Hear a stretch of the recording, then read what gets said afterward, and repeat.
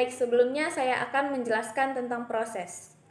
Proses adalah program yang sedang dieksekusi oleh sistem operasi, mencakup semua informasi yang diperlukan untuk menjalankan program, termasuk kode, data, status eksekusi. Selanjutnya, komponen dalam proses. Yang pertama ada kode program. Kode program ini adalah instruksi yang akan dieksekusi. Yang kedua ada data, variabel dan informasi yang digunakan oleh program tersebut. Yang ketiga ada stack, yaitu menyimpan informasi tentang fungsi yang sedang dieksekusi, termasuk variabel lokal. Yang keempat ada heap, memori dinamis yang digunakan untuk alokasi memori selama runtime. Dan yang terakhir ada daftar sumber daya. Daftar sumber daya ini adalah informasi tentang sumber daya yang digunakan oleh proses, seperti file dan perangkat. Selanjutnya yaitu ada beberapa status dalam proses setelah kita jalankan. Yang pertama ada new atau baru. Proses baru telah dibuat tapi belum siap dieksekusi. Yang kedua ada ready atau siap. Proses siap dieksekusi dan menunggu giliran untuk mendapatkan CPU. Yang ketiga ada running atau yang biasa kita sebut dengan sedang berjalan. Proses sedang dieksekusi oleh CPU. Yang keempat ada waiting, yaitu menunggu. Proses tidak dapat melanjutkan eksekusi karena menunggu suatu event atau sumber daya tertentu. Dan yang terakhir ada terminated, yaitu proses selesai. Proses telah selesai dieksekusi dan tidak aktif lagi. Selanjutnya saya akan menjelaskan tentang manfaat penggunaan proses. Yang pertama yaitu isolasi dan keamanan memiliki ruang memori yang terpisah, yang berarti suatu proses tidak dapat mengakses proses lain secara langsung. Ini meningkatkan keamanan dan stabilitas akan semua kesalahan atau kerusakan dalam suatu proses tidak akan mempengaruhi proses yang lain. Dan yang kedua, pengelolaan sumber daya. Sistem operasi dapat mengelola dan mengalokasikan sumber daya seperti CPU, memori, dan sistem input dan output untuk setiap proses secara efisien. Ini memungkinkan sistem untuk menjalankan beberapa proses secara bersamaan dan memastikan bahwa setiap proses mendapatkan sumber daya yang diperlukan. Yang ketiga ada stabilitas sistem. Jika suatu proses mengalami kegagalan atau crash, proses yang berjalan dalam sistem tidak terpengaruh. Ini membantu menjaga stabilitas sistem secara keseluruhan dan mencegah kerusakan yang lebih luas. Yang keempat ada multitasking. Proses memungkinkan sistem operasi untuk menjalankan beberapa aplikasi secara bersamaan. Artinya kita tidak hanya menjalankan satu aplikasi saja. Pengguna dapat beralih antara satu aplikasi tanpa menutup aplikasi yang lain untuk membuka aplikasi selanjutnya. Yang kelima, penggunaan CPU yang efisien. Dengan menggunakan teknik penjadwalan proses, sistem operasi dapat memaksimalkan penggunaan CPU dengan mengalihkan perhatian antara proses yang siap untuk dieksekusi untuk mengurangi waktu idle CPU. Yang keenam, ada pengembangan aplikasi menjadi lebih mudah. Dengan memisahkan aplikasi menjadi proses yang berbeda, pengembangan dapat lebih mudah mengelola dan mengembangkan aplikasi. Setiap proses dapat dikembangkan, diuji, dan dikelola secara independen. Manfaat terakhir yaitu pengelolaan memori lebih baik. Proses memungkinkan sistem operasi untuk mengelola memori dengan lebih baik, termasuk penggunaan teknik seperti patching dan segmentation untuk pengoptimalan dan penggunaan memori. Baik, penjelasan tentang proses hanya sampai di situ. Materi selanjutnya yaitu tentang threads akan dijelaskan oleh rekan saya Rani Wahyuni. Baiklah teman-teman, mari kita masuk kepada materi selanjutnya yaitu thread. Apa itu thread? Thread adalah unit terkecil dari pemrosesan yang dapat dijadwalkan oleh sistem operasi.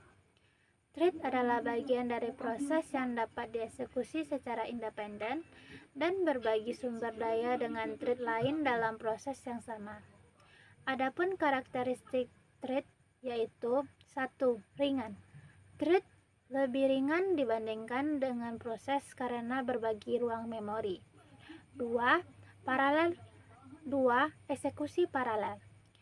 Beberapa thread dalam satu proses dapat dieksekusi secara bersamaan. 3. Komunikasi yang mudah.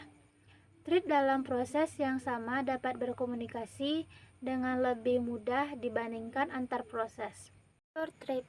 Adapun struktur thread adalah satu thread ID. Setiap thread memiliki identifikasi unik yang disebut dengan thread ID atau TID. TID digunakan oleh sistem operasi untuk membedakan antara thread yang berbeda. 2. Program counter. Program counter PC adalah register yang menyimpan alamat instruksi berikutnya yang akan dieksekusi oleh thread. Ini memungkinkan thread untuk melanjutkan eksekusi dari titik terakhir. 3. Register. Register adalah tempat penyimpanan sementara yang digunakan untuk menyimpan data dan alamat selama eksekusi thread. Setiap thread memiliki set registernya sendiri. 4. Stack.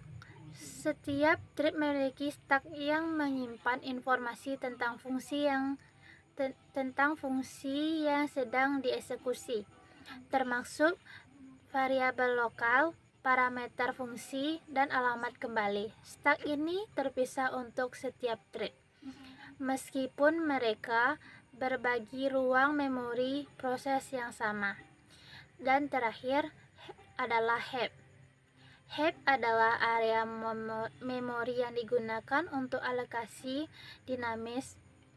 Meskipun heap dibagi di antara semua thread dalam proses yang sama, setiap thread dapat mengalokasikan dan membebaskan memori dari heap. Manfaat dan kelebihan thread. 1. Efisiensi sumber daya.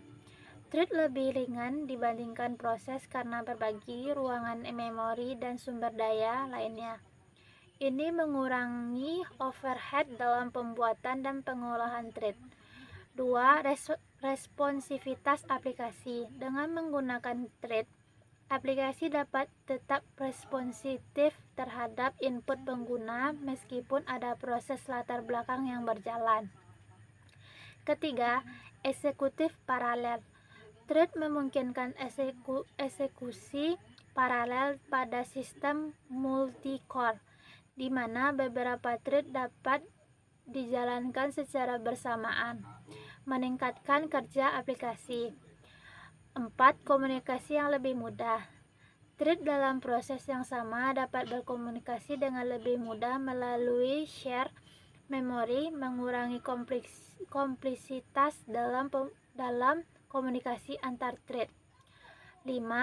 Pengelolaan waktu yang lebih baik. Thread memungkinkan pengelolaan waktu yang lebih baik dalam aplikasi yang memerlukan penjadwalan tugas secara bersamaan.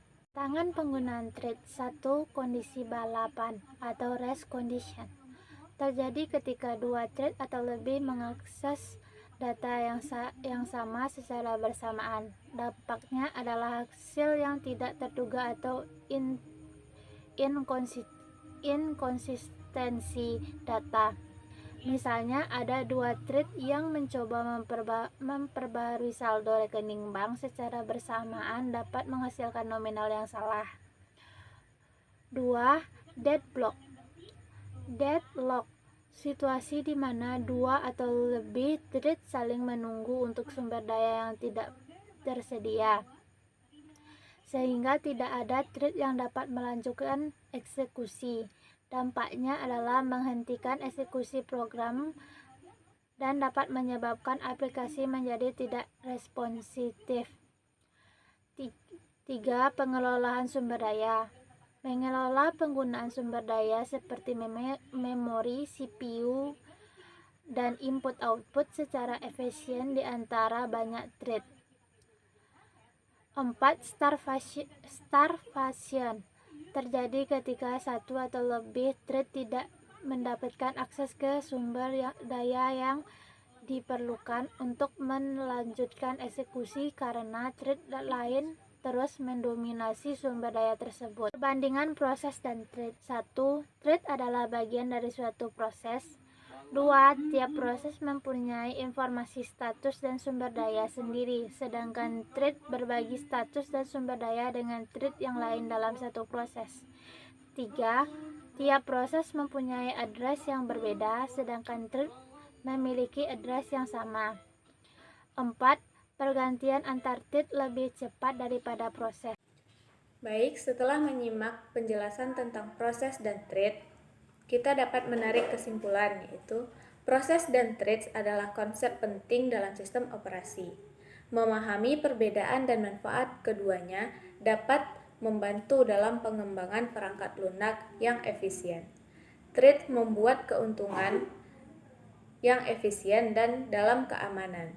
Dengan memahami perbedaan dan manfaat dari proses dan threads, pengembang dapat merancang aplikasi yang lebih efisien, responsif, dan stabil. Keduanya merupakan komponen kunci dalam menciptakan pengalaman pengguna yang lebih baik dan memaksimalkan kinerja sistem. Cukup sekian materi yang dapat kami jelaskan. Terlebih dan terkurang kami mohon maaf. Terima kasih sudah menonton.